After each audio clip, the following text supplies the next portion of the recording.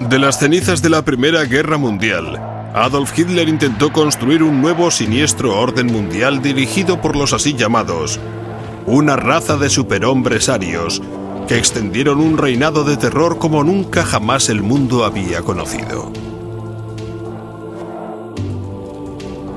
Muchos creen que los nazis conjuraban a los espíritus extraños y que seguían prácticas ocultas que habían permanecido dormidas en Europa durante cientos de años. Ahora bien, hay documentos que prueban que sus creencias estaban basadas en una perversión de las antiguas tradiciones paganas, un dar la vuelta de las batallas míticas entre las fuerzas de la luz y la oscuridad, y un viaje terrorífico a un mundo gobernado por místicos, locos y asesinos.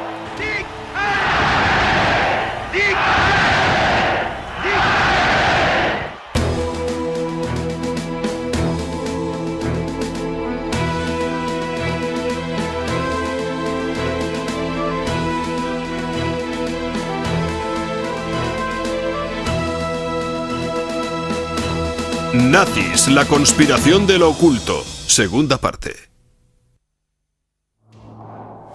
Wewelsberg es construido en forma de triángulo con 3 torres en las esquinas. En torno a su diseño básico, Himmler tenía planes de construir una gran colonia. La ciudad sería demolida y limpiada, y se iban a construir enormes espacios con huecos separados, barricadas, más torres y un telón circular de muros que cubrirían una gran zona, creando algo no menos que una especie de Vaticano de la SS.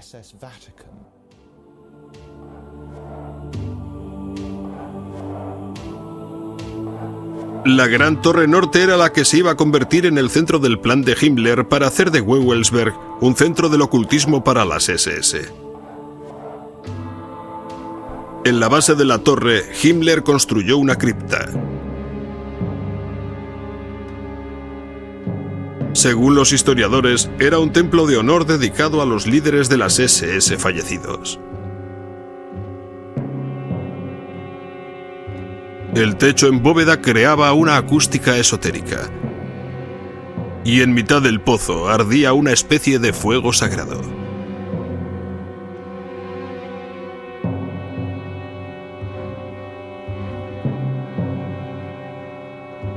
A lo largo de los bordes de la cripta había 12 pedestales que estaban destinados a contener las urnas con las cenizas de los generales fallecidos.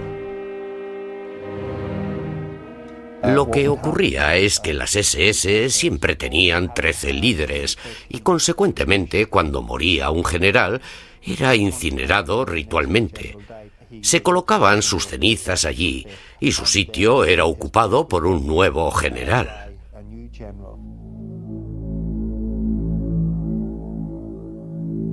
En la leyenda, el rey Arturo reunió a los 12 caballeros más nobles en una gran sala. Según la versión de Himmler, él creó la sala de los supremos jefes de las SS, en una sala encima de la cripta. Allí se reunía con los 12 oficiales de las SS de más alto rango. Una enorme rueda en forma de sol adornaba el suelo. Su patrón, en forma radial, estaba adornado con símbolos del antiguo alfabeto nórdico. Himmler trató de crear una réplica de la capilla del Grial de la leyenda de Arturo. Un cáliz místico, el Grial, se dice que contuvo sangre sagrada.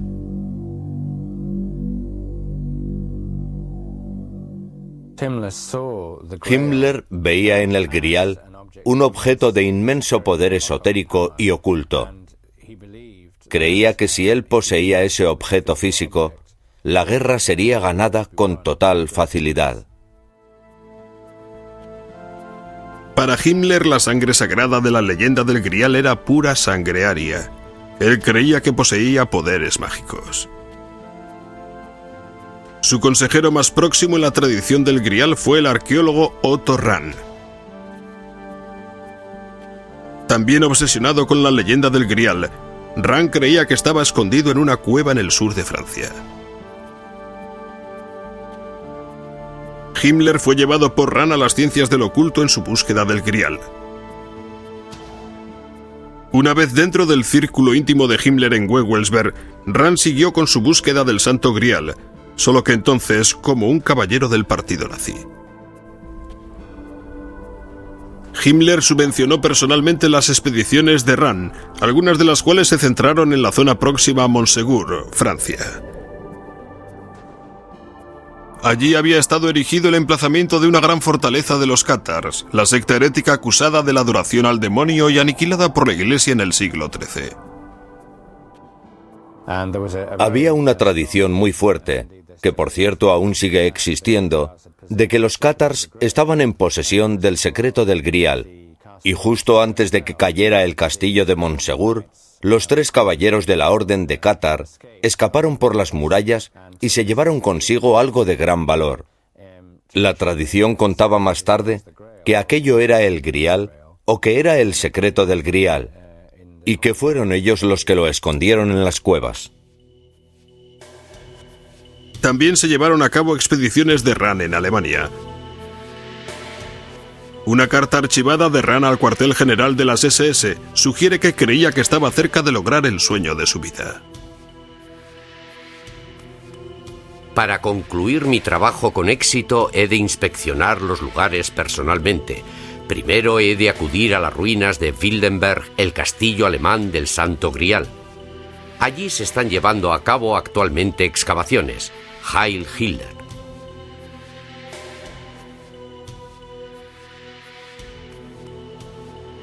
Pero Rand nunca pudo hacerse con el premio, con el cáliz sagrado. En 1939, misteriosamente dimitió de las SS. Muchos son los que creen que Himmler dio órdenes para que liquidaran a Rand una vez que quedó claro que había fracasado en su búsqueda del Grial. 2 meses más tarde fue encontrado muerto en los Alpes austríacos. La causa de su muerte sigue sin esclarecerse.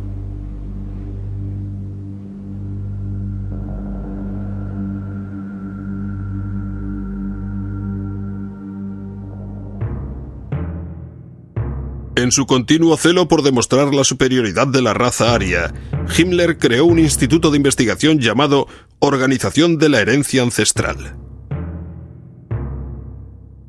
Además de llevar a cabo experimentos en los seres humanos y de comprobar linajes de sangre para asegurar la pureza de la raza, la misión de la organización fue lograr resurgir y reinterpretar las prácticas del oculto, de los mitos germánicos antiguos y de las tradiciones paganas.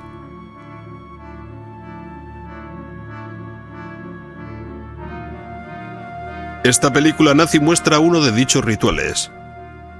Unas jóvenes danzan alrededor del símbolo pagano de la guerra y del orden divino. Para controlar todo el conocimiento del oculto, Himmler confiscó las bibliotecas y objetos de todas las sociedades del oculto que no estaban asociadas a él.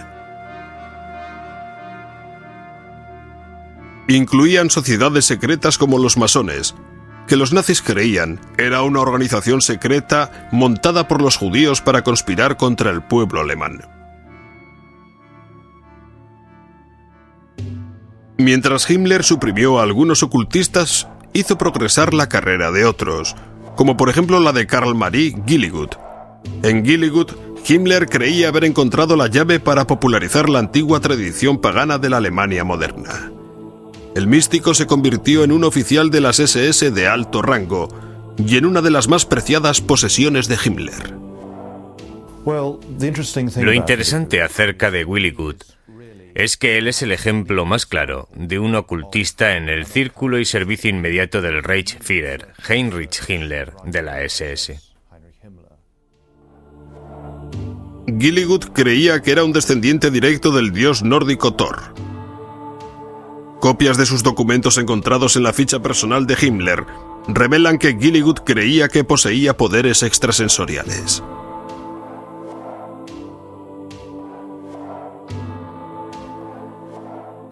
Un documento titulado Los 9 Mandamientos de Dios fue firmado por Gilligut e iniciado por Himmler.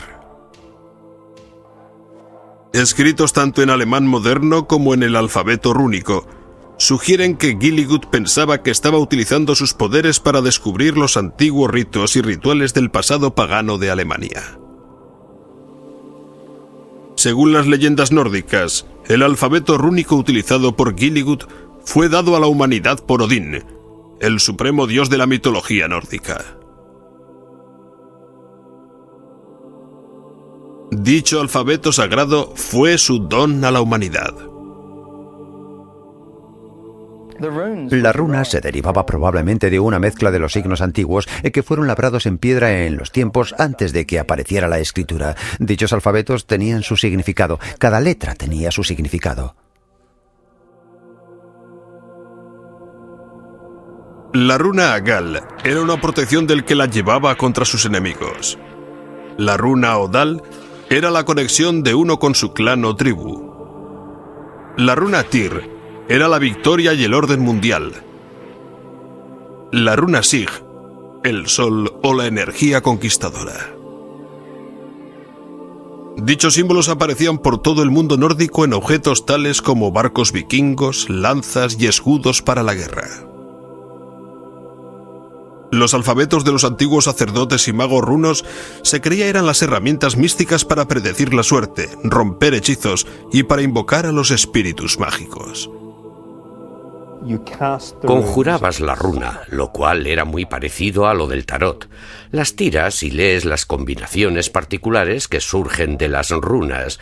Tiene fama de ser un sistema mágico extraordinariamente poderoso. Como la élite de guerra de Alemania que eran, los miembros de la SS aprendían el significado de las runas.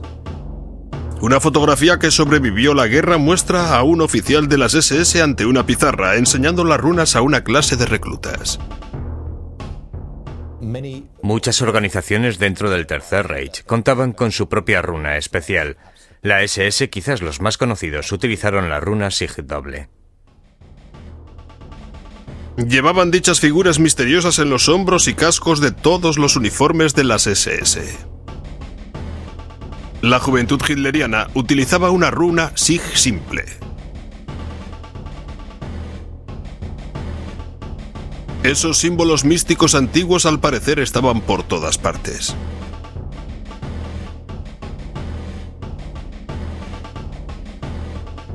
Servían para recordar constantemente a los alemanes su pasado pagano. Una vez que el recluta había pasado su periodo de instrucción y había prestado el juramento, si era oficial, se le entregaba la daga, que era una especie de cuchillo de caza con un mango negro, con las runas de la SS en él, la esvástica, una corona de laurel y el águila alemana, todo ello de un valor muy preciado. Grabadas sobre la daga estaban las palabras: "Mi honor se llama confianza". Los miembros de la SS recibían la daga en una ceremonia muy solemne. Todos los miembros de la SS llevaban el anillo con el sello, pero en aquel círculo cerrado, la élite de la élite, Himmler era el que personalmente llevaba el anillo con la calavera. Un antiguo oficial de alto rango de las SS, Wilhelm Hotel, aún recuerda el día de la ceremonia. El anillo tenía grabado tu nombre. En el mío, por ejemplo, ponía a mi querido Hethil Heinrich Himmler. Eso estaba en la parte interior del anillo, alrededor de la calavera. Se suponía que simbolizaba el vínculo estrecho con la SSS y con Himmler. En un discurso dado a los oficiales de las SS estacionados en Dachau, Himmler afirmó: "Nunca lo olvidéis, somos una orden de caballeros de la que no se puede salir, para la que uno es reclutado por la sangre, y uno permanece en ella en cuerpo y alma".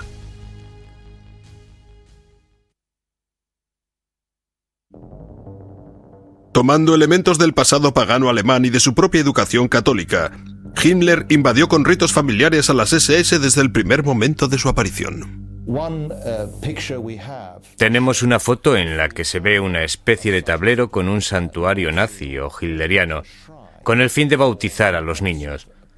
un altar de la SS y en vez de un crucifijo una foto de Hitler.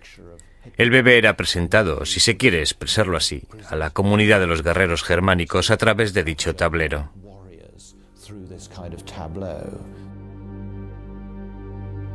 La ceremonia de la boda también se convirtió en un ritual de las SS.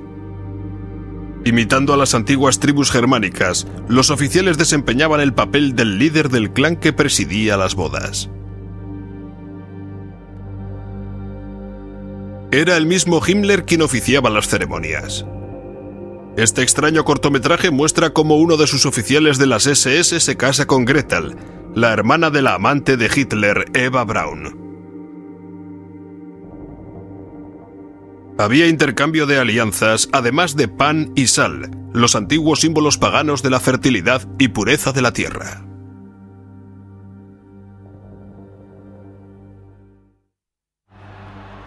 El año nazi estaba señalado con celebraciones tomadas del antiguo calendario germánico. El Festival de Mayo, inicialmente aceptado como la celebración de la fertilidad, se transformó en un espectáculo de nacionalismo y de la fuerza militar. Hitler decía: hoy, el 1 de mayo, la tierra se llena de celebraciones de resurrección de los alemanes fuera de la lucha interior eterna.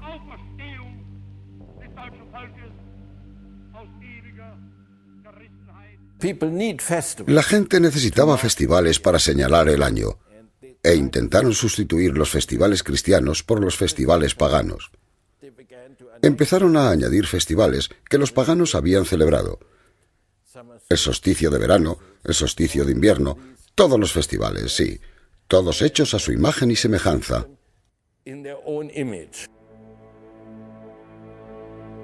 Los nazis incluso comenzaron a restaurar los antiguos templos paganos como el de Exterstein, que estaba dedicado a una deidad solar.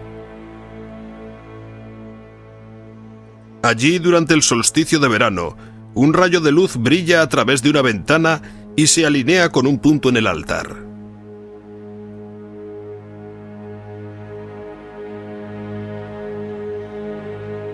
Aunque Exterstein fue considerado un lugar santo por las tribus germánicas, estaba muy lejos de ser único entre los templos antiguos en tener en cuenta los movimientos del sol. Sin embargo, Himmler estaba convencido de que aquello era una prueba del intelecto superior de los sacerdotes germánicos de la prehistoria. En la Alemania nazi, el Festival del Solsticio de Verano se convertiría en un rito fascista. Tradicionalmente, los festivales del solsticio de verano eran una celebración llena de vida y de los poderes del sol.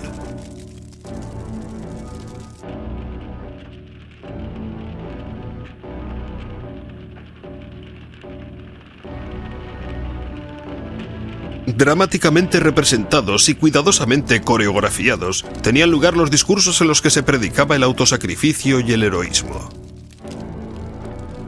En este ritual en concreto, el ministro de propaganda Goebbels fue el encargado de dar el discurso.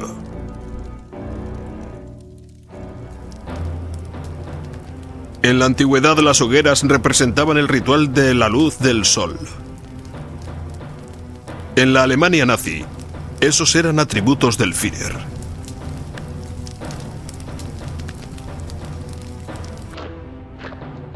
En el más importante de dichos rituales, las tropas portando teas encendidas formaban símbolos en la oscuridad de la noche.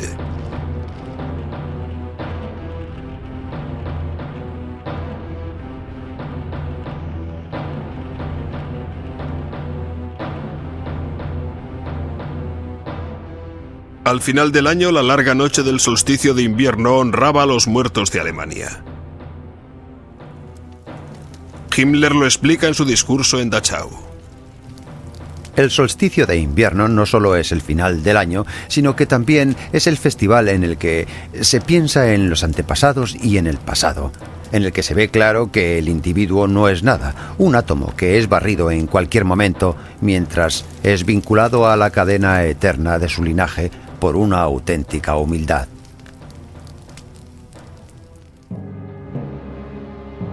El calendario completo de los rituales culminó con la manifestación de Nuremberg. Allí los votos entre el partido y el pueblo eran renovados año tras año.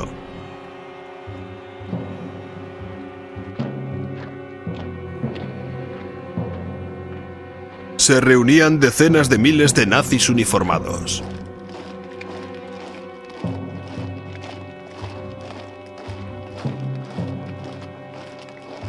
La manifestación, que duraba una semana, estaba orquestada para animar a la gente con un espectáculo de puro poder. Todas las religiones tienen su ritual y los nazis tenían su ritual. Sus rituales en masa.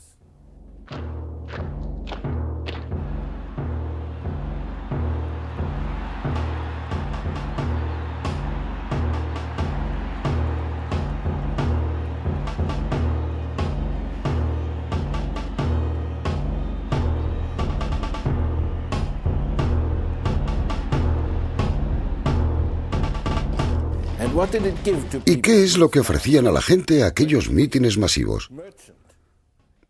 Cuando el tendero sale de su tienda vacía y se suma a la multitud en acción, se siente uno de ellos y es feliz. Está con los demás y es feliz. Ha olvidado su soledad. Oh, era estupendo ir a una manifestación. Todos aquellos uniformes, y había un ambiente electrizante antes de que diera comienzo todo. Y de repente anunciaban que venía el Führer. ¡Viene el Führer! Y luego lo veía subir hacia el estrado y seguían gritos de ¡Heil, Heil, Heil! Gente gritando como cabras. Perdón, no quiero insultar a los animales. Gente gritando como nazis.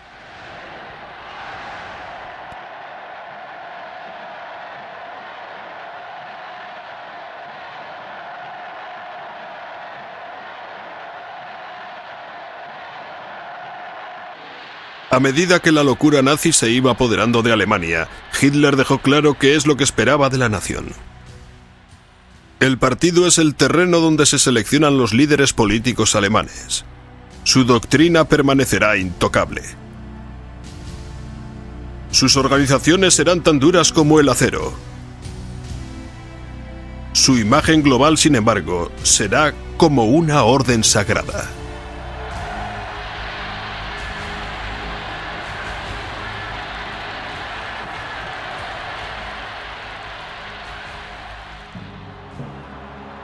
Las manifestaciones nazis en masa fueron cuidadosamente orquestadas para crear una tremenda epifanía emocional que evocara el fervor religioso. En el centro del ritual estaba Hitler.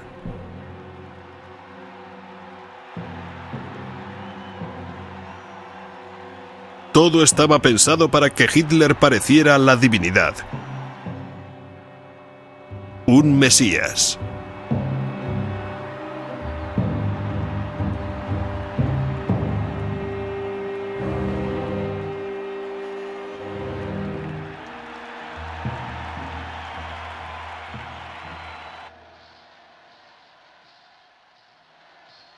Tras ganarse indiscutiblemente el apoyo del pueblo alemán, Hitler estaba preparado para dominar el mundo.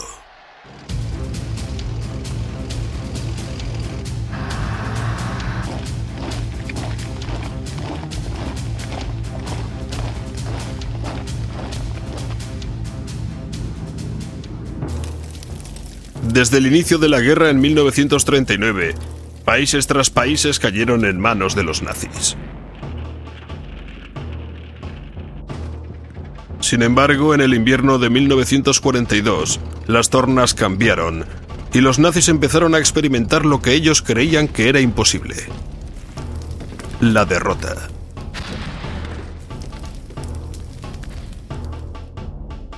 A medida que el esfuerzo en la guerra fue haciéndose cada vez más desesperado, expandieron el uso de las ciencias ocultas como la investigación y los rituales, hasta ser la base para tomar decisiones militares. Algunos miembros del mando naval alemán se llegaron a convencer de que los aliados estaban ya empleando fuerzas místicas para ganar la guerra a Alemania.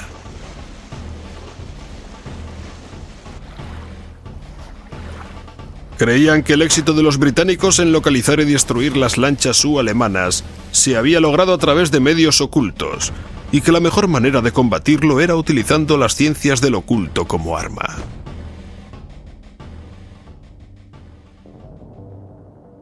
Ello condujo a Himmler a establecer un instituto del máximo secreto dedicado a la práctica oculta del péndulo zahorí. En mapas del Atlántico Norte, los clarividentes sujetaban un objeto suspendido de una cuerda, intentando localizar los convoys de los aliados.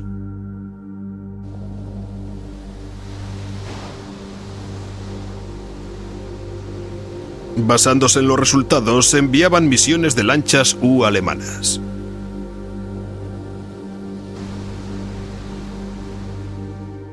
En esta carta escrita por Himmler, fechada el 12 de enero de 1943, se refiere a una investigación zahorí y su práctica en la que había progresado mucho aquel año.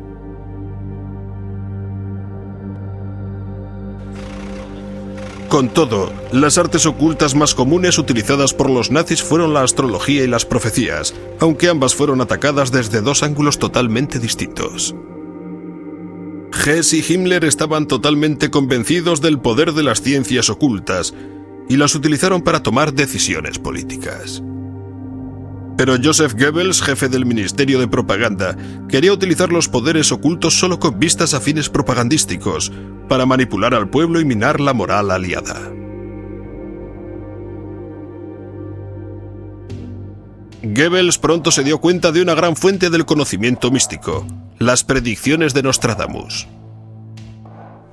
Uno de los visionarios más famosos de todos los tiempos, Nostradamus, completó su obra maestra de profecías en 1555. Su libro contiene unas referencias muy sutiles a una crisis en Polonia e Inglaterra para el año 1939, el año en que los nazis invadieron Polonia, casi 400 años después de que Nostradamus escribiera su obra. Para Goebbels, Nostradamus era un instrumento de propaganda perfecto, cuya obra podría ser interpretada como prediciendo una gran victoria de Alemania en el futuro.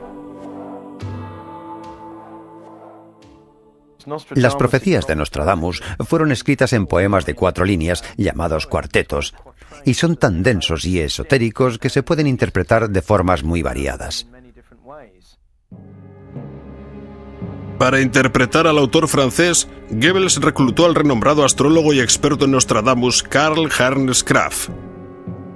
Un cuarteto particular que Goebbels eligió parecía referirse directamente a Hitler, y pronto se convirtió en parte de la mística nazi.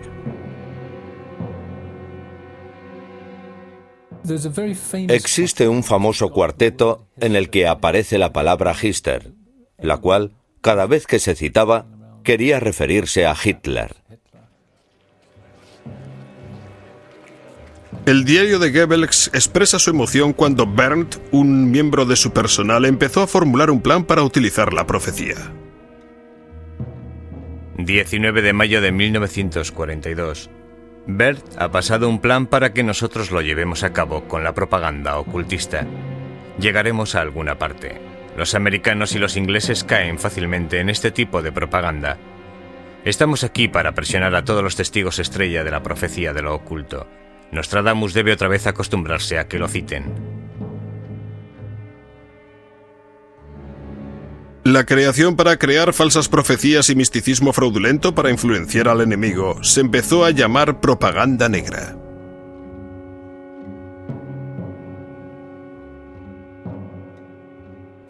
Sí, cargaron un avión con las profecías de Nostradamus y lanzaron las hojas por toda Francia.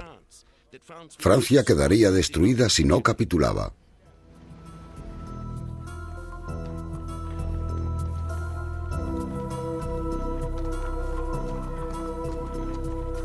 El servicio de espionaje británico descubrió el engaño y, reconociendo el potencial de ese tipo de propaganda, empezó a desarrollar su propia campaña de Nostradamus. Los británicos se cebaron en particular en una. Ellos sacaron un libro de 50 profecías falsas de Nostradamus que predecían la victoria británica en la guerra. De igual manera que los alemanes habían inundado Francia con falsas profecías de Nostradamus, los aliados introdujeron su propia propaganda negra en Alemania. La campaña de propaganda negra en Inglaterra pronto adquirió un nuevo giro con la llegada del judío húngaro emigrado y astrólogo Louis de Boll. Reclutado por el servicio de espionaje británico, a de Boll le fue asignado trabajar con el maestro del engaño Elik Howe. La gran habilidad de Elik era la falsificación. Falsificaba documentos, revistas y cuartetos de Nostradamus. Howe y de Boll decidieron crear una versión falsa de la revista astrológica líder alemana llamada Zenit.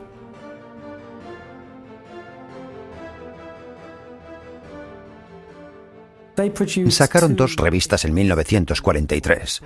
En ellas hacían pronósticos para minar la moral alemana. Sin embargo, la falsa Zenit británica contenía un error de bulto. Erróneamente habían titulado la revista como Der Zenit en vez de su título verdadero, Zenit. La astrología y el espionaje iban a chocar de nuevo en lo que sigue siendo considerado como el incidente más raro de la Segunda Guerra Mundial. Cuando Rudolf Hess, el Subführer, por así decirlo, y uno de los amigos y consejeros más importantes de Hitler, realizó él solo un vuelo a Escocia. La idea de Hess de hacer un viaje empezó con la creencia de que los británicos, una raza nórdica, mostrarían sus simpatías hacia la causa aria, e incluso podrían llegar a ser persuadidos de unirse a los alemanes si es que Churchill era derrocado. Uno de los mentores de Hess, Karl Haushofer, reforzó la idea de Hess contándole un sueño que había tenido.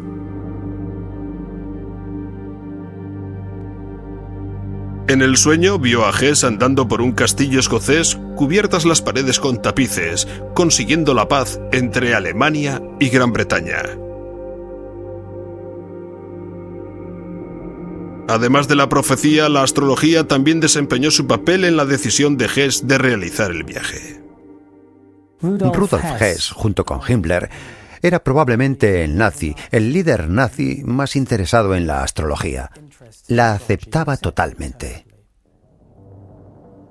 Su astrólogo e íntimo amigo Ernst Schüttel Atradhaus realizó un horóscopo para el Subführer que revelaba una posición propicia de los planetas.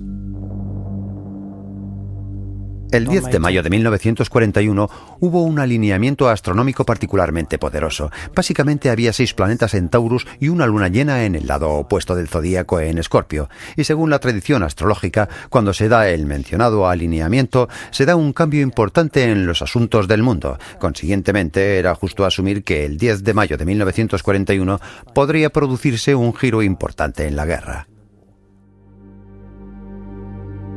Siempre ha habido dudas sobre si Hess voló a Escocia basándose en los consejos astrológicos. Sin embargo, en unos documentos descubiertos recientemente, escritos por Hess en la cárcel de Inglaterra, se incluía una carta a su madre. En ella le pidió que compulsara 2 documentos ante notario, uno mencionando el sueño de Haushofer y el horóscopo dado por Schüttel Atradhaus.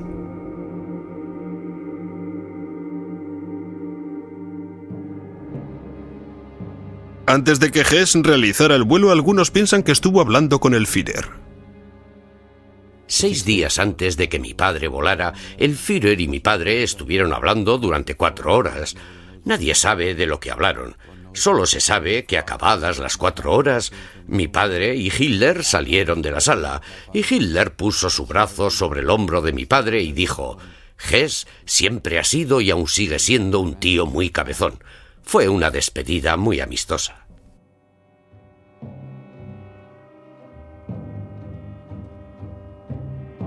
Al margen de las palabras habidas entre Hitler y Hess, a las 5:45 de la tarde del 10 de mayo de 1941, Hess subió a un caza Messerschmitt y se dirigió a Escocia. Su plan era encontrarse con el duque de Hamilton, un hombre al que conocía a través de Haushofer. Hess esperaba utilizar al duque para puentear a Churchill en un intento de llegar a un acuerdo de paz directamente con el rey de Inglaterra. Habiendo escrito de antemano varias cartas, Hess esperaba una cálida acogida. Las cartas que envié a mi padre fueron interceptadas por el servicio secreto. En lugar de un séquito de bienvenida, cuando Hess entró en el espacio aéreo británico, fue derribado por la RAF y se vio obligado a lanzarse en paracaídas.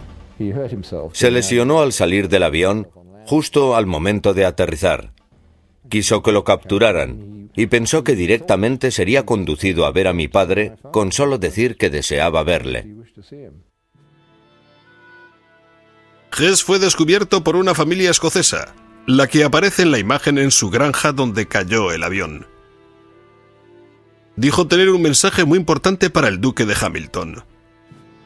Pero al principio se negaron a creer que el hombre que se había lanzado en paracaídas era el Subführer del Tercer Reich. Le dijeron a mi padre que un piloto alemán había aterrizado y que solicitaba entrevistarse con el duque de Hamilton. Mi padre fue a ver al prisionero, quien se presentó como Hess. Resultó bastante cómico, porque mi padre fue a ver a Churchill y fue llevado ante el gran estadista que aquella noche estaba a punto de ver una película de los hermanos Marx. Churchill se manifestó bastante incrédulo sobre todo aquello. Creo que sus palabras exactas fueron: ¿quiere usted decir que el Subführer está en nuestras manos? Y cuando mi padre le respondió: creo que tal es el caso, él contestó: bueno, con Hess o sin Hess voy a ver la película de los hermanos Marx. La peculiar reacción de Churchill ante el vuelo de Hess sigue sin ser explicada. Gran cantidad de los extraños acontecimientos sucedidos en mayo de 1941 todavía siguen sin estar desclasificados en los archivos de guerra británicos. La reacción del Führer sigue siendo igualmente sorprendente. Bueno, la reacción de Hitler ante el vuelo de Hess fue una de sus mejores actuaciones como actor. Hizo una tremenda actuación, manifestando sorpresa, shock, horror y todo lo demás. En cuanto fue evidente que la misión de Hess había fracasado, entonces salió toda la propaganda en tromba diciendo que Hess era un lunático, que lo había hecho por su cuenta y que, ya sabes, era alguien al que le faltaba algún tornillo. Hitler culpó de todo el asunto de Hess al consejo de sus astrólogos. Como respuesta al incidente, el Ministerio de Propaganda nazi promulgó un edicto llamado la Acción Hess, prohibiendo la práctica en público de las ciencias ocultas, incluida la astrología. El resultado fue un amarrar a todas las actividades de los astrólogos, quienes acabaron todos en la Acción Hess un mes después del vuelo de Hess. Arrestaron a todos los astrólogos prominentes que conocían y se los llevaron para interrogarlos.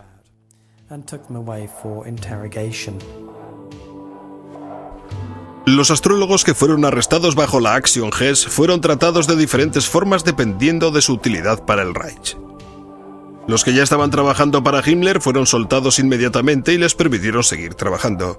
En aquella época, Himmler entró en contacto con uno de los más destacados astrólogos de Alemania, Wilhelm Wulff. Aunque fue arrestado con todos los demás astrólogos, Wulff siguió diciendo los horóscopos de sus guardianes. Luego empezó a decírselo al general Schellenberg, que era el jefe del contraespionaje a las órdenes de Himmler. Walter Schellenberg era el jefe del servicio secreto que formaba parte de las SS. Era mi jefe y mi amigo. Schellenberg no creía en la astrología, pero la utilizaba. Cuando Schellenberg quería discutir algún tema con Himmler, él empezaba diciendo que un astrólogo había predicho sobre el asunto. En 1943, Wulff predijo que Hitler sobreviviría a un gran peligro el 20 de julio de 1944 y que caería en noviembre del 44 y moriría de un modo inesperado antes del 7 de mayo del 45.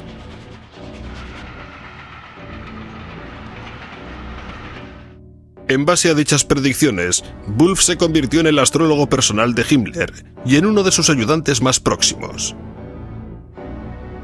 Esas predicciones llegaron a ocurrir.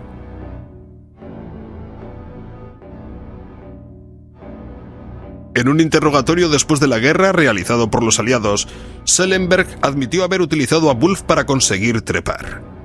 Creía que la influencia de Wulff tenía un enorme peso en Himmler.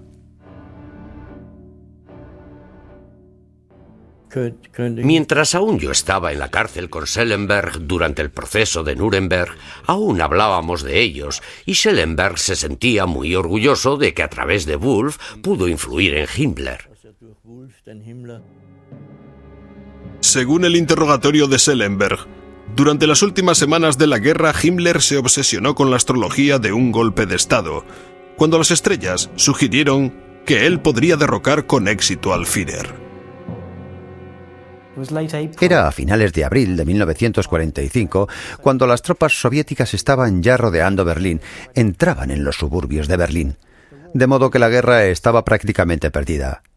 Himmler recordó una conversación que previamente había mantenido con Wulff, en la que éste le dijo que parecía que el desastre para Alemania llegaría en 1945. Al leer la carta astral de Hitler, Wulff vio la disposición de los astros que indicaban una caída.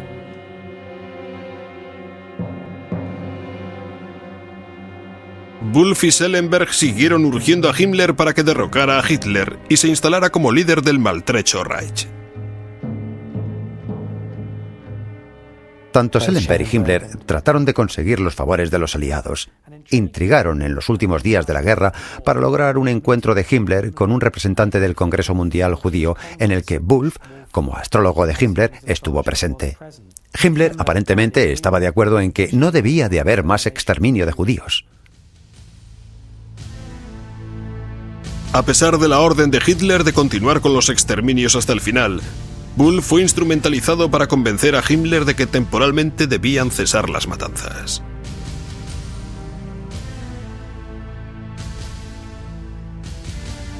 Al dar ese paso parecía que Himmler estaba preparado para perpetrar su golpe de Estado.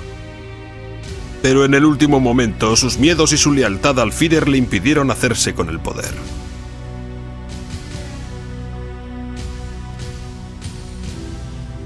Himmler seguía esperanzado con que alguna fuerza mística del destino alteraría la derrota que ya claramente estaba a la vista.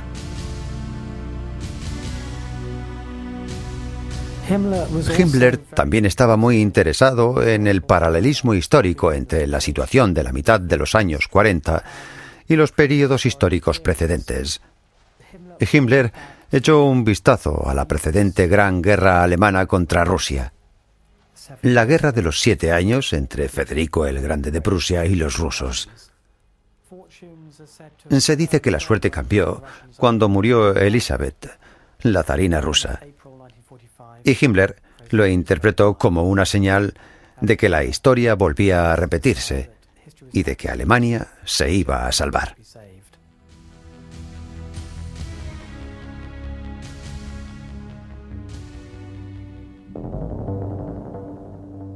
Dos semanas después, Goebbels y su familia al completo bajaron con Adolf Hitler al búnker privado del Führer.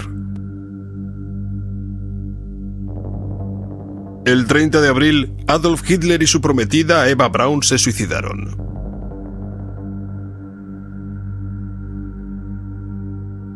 Goebbels envenenó a sus 6 hijos, luego mató a su mujer de un disparo y después se pegó un tiro. Vestido de soldado raso alemán, Himmler casi logró escapar. Fue arrestado por los británicos, pero en un examen médico rompió una cápsula con cianuro que llevaba guardada en la boca. A las 11:04 de la noche del 23 de mayo, el Reichsführer, que había conjurado las fuerzas ocultas al servicio de la gloria aria, yacía muerto. En noviembre de 1945, varios nazis de alto rango fueron juzgados por los aliados en Nuremberg.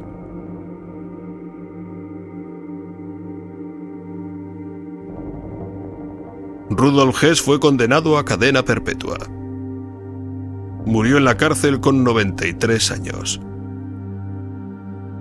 El ocultista Alfred Rosenberg fue encontrado culpable de crímenes contra la humanidad y fue colgado en octubre de 1946.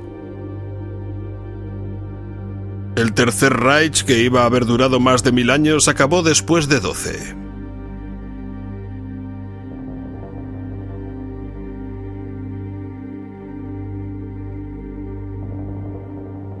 Para entonces habían muerto casi 50 millones de personas.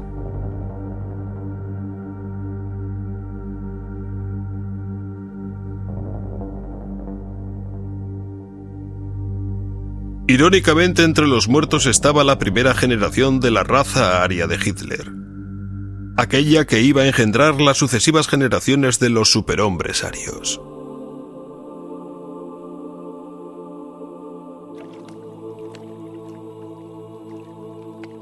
A lo largo de la historia, la mitología ha ejercido una poderosa influencia en la mente humana. Todas las culturas han sido guiadas por la mística. Sin embargo, en la Alemania nazi, el vínculo de los objetivos políticos con una mitología corrupta condujo a un mal jamás conocido en la historia.